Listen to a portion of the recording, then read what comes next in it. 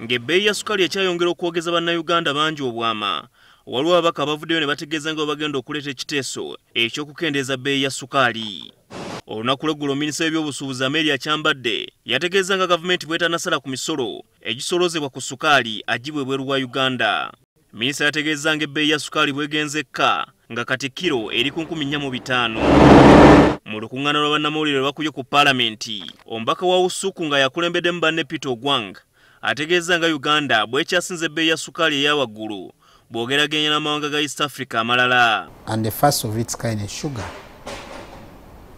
If you look at the region, Uganda has the highest prices of sugar. Why is it so? There are issues. Which issues government must address holistically.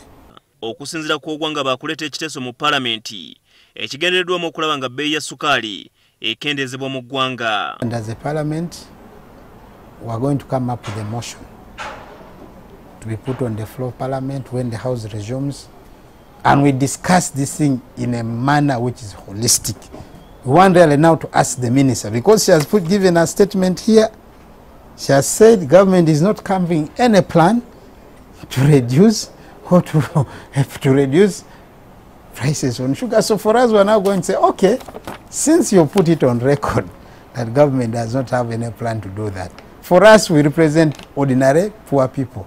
Ababaka bano bategeeza nga bannayuganda bangi batakyasobola kugula sukaali olw'ebbeeyi gy'aliko. Looked at that thing. It is important government goes ahead to discuss on what modalities are at hand to reduce the prices of sugar. Wetwogerera nga akakiiko ka paalamenti akakola ku by'obusuubuzi kali mu kwetegereza ebbaga erikwata ku sukaali ng'ebbeeyi kye kimu ku ebyo bye batunuulidde. You can imagine now, I'm reliably informed that the local manufacturers now are holding sugar to create scarcity so that prices go high. So who suffers? It is the consumer. So for my good minister, my friend, my mom, my auntie, to come up and say at 4,500 it's at a lower rate, I think it's really being insensitive. Wakati w'omwaka guno gavumenti yavaayo n'esaba factories za sukaali obutakaala mu ebbeeyi ya sukaali eyali emaze